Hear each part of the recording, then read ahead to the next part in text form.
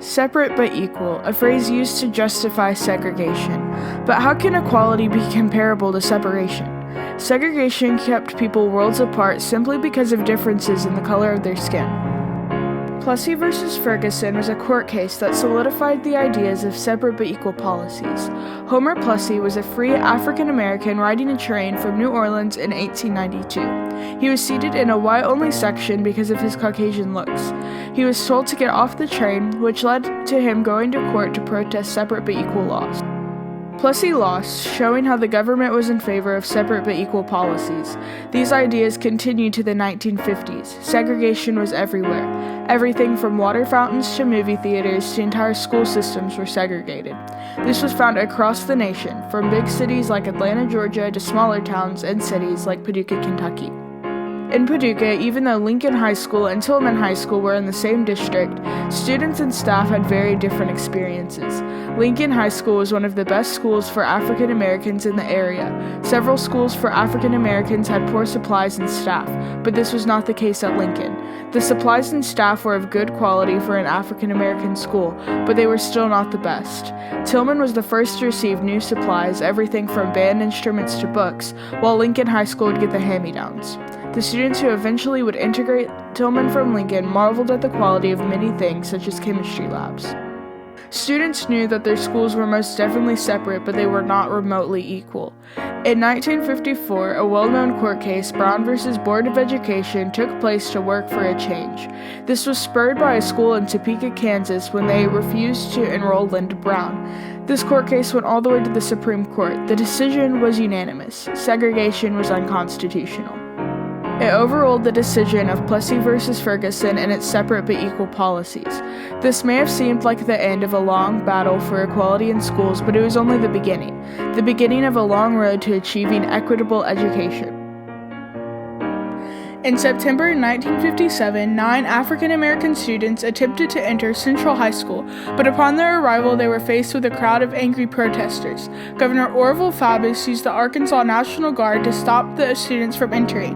Later that month, President Eisenhower sent U.S. Army to allow the students to enter the school. This event set a generalization of what integration looked like, and the situation was only handled with military.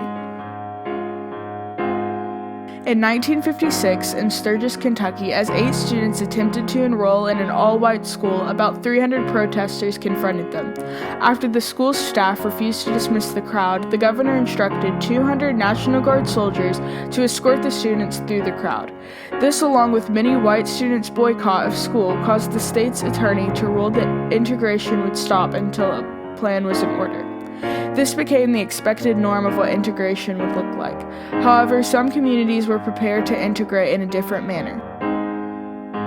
Paducah, Kentucky was one of these communities. Because of such preparation, the integration of Paducah public schools broke not only racial barriers, but also defied established stereotypes of how integration would be carried out.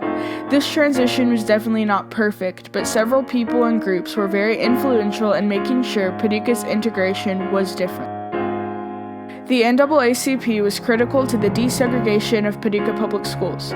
Curley Brown was the president of the NAACP in Paducah. Brown had already won a lawsuit to integrate the Paducah Junior College. After that, he helped desegregate Tillman. He wrote a letter to the board with a petition signed by African American parents explaining why they should desegregate the schools. Really, I would just like folks to know that he was a passionate leader. He was willing to sacrifice his life for the freedoms of the people in Paducah. He wanted Negroes, as we were called at that time, to know that we were somebody, and he was proud to say who he was. He wanted us to be proud of our heritage, and most importantly, he wanted us to be able to have the same rights and privileges as everybody did. The NAACP was not the only group influential in rallying support for integration. The Paducah Sun Democrat was important in supporting the cause of integration in local schools. The local newspaper ran articles, editorials, and political cartoons to raise awareness for integration in Paducah public schools. It it wasn't just local papers. Winifred Nunn, a Paducah student, read about integration in the Louisville Courier-Journal and decided to enroll in Juton Junior High in the fall. With the support of community organizations, integration could happen more smoothly. Another need for any school or organization to desegregate was a plan. The Paducah Board of Education started creating a plan as soon as the Brown v. Board decision was made public. They knew that change wouldn't be immediate in the 1954 through 1955 school year, but they knew change was needed. The Paducah Board of Education's policy of desegregation was adopted August 16, 1955. Even though the board decided to desegregate early compared to other schools, the community was supportive and enrollment of students was peaceful. Integration was not perfect. The first students to integrate Paducah-Tillman High School included the first graduates, Larry Grayer Jr., Billy J. Gray, Betty J. Petty, Floyd Bullen, Doris Hughes, and Donald E. Brown, as well as underclassmen Shirley Massey and Winifred Nunn, among others. They came for the opportunity of a better education, which they did achieve, but they did have to leave a lot behind. Integration doesn't always mean inclusion. The environment, according to Donald Brown, it was fairly sterile. You come to class, you didn't get picked much for any outside activities. You could raise your hand and they might see it, they might not. But I was there to learn for one thing, and I didn't let that bother me. Although the integration itself had been peaceful, they faced discrimination every day in the hallways. Students and teachers often acted indifferent towards them, sometimes even harsh or hostile. He said, he opened his grade book, and I saw these double, like 13s, 20s, 30s beside my name. I said, oh, I got a relief. He's put my grade, somebody else's grades in beside my name. So I was like, those are not my grades. He said, yes, they are. No, sir. And I showed him all those grades I had in the back of my small notebook. He said, those aren't your grades. I said, can I see my papers? And he said, I'll throw those away. However, students did find some support inside the building. Well, one teacher in particular, Spanish teacher, she was very open with us. She was friendly and outgoing. I would say the other teachers were curious about us. Why did you come? Do you like it? What are the other reasons why you come? Some thought we were sent to test the system, test the legal issue, but it was not that. Students were willing to sacrifice a lot for the promise of a better education. So we weren't involved in any extra activities.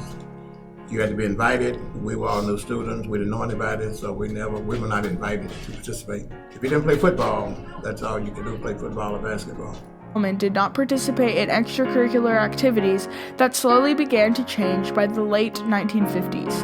As a sophomore, Robert Rose was one of the first black football players at Tillman. Rose was respected by his coach and by his teammates. During the 1959 game with Little Rock High School, the Little Rock coach asked if Tillman would not play Rose. Ralph McWright, the Tillman coach, said that Rose had earned his place on the team and that he would play him. Rose played the game and Little Rock beat them by a long shot. But at the end of the game, something very remarkable happened. A lineman on the Little Rock team stood up and reached over the line to shake Rose's hand. When he did, other Little Rock players did the same. This sounds like a simple form of respect, but back then people were very uneasy about a black person playing in a football game, especially this game because of all the problems Little Rock had. This action helped to validate the integration of African Americans in athletics. The integration of Paducah-Tillman High School proved that with proper execution, peaceful integration was possible. Soon, all parts of the school were fully integrated, including athletics and extracurriculars. Diversity is still something that Paducah Public Schools prides itself on. The school system is one of the most diverse in the region. The school district motto is Excellence, Tradition, and Pride. Paducah Public Schools strive toward those goals during integration and continues to reach for those goals by providing equitable education opportunities today.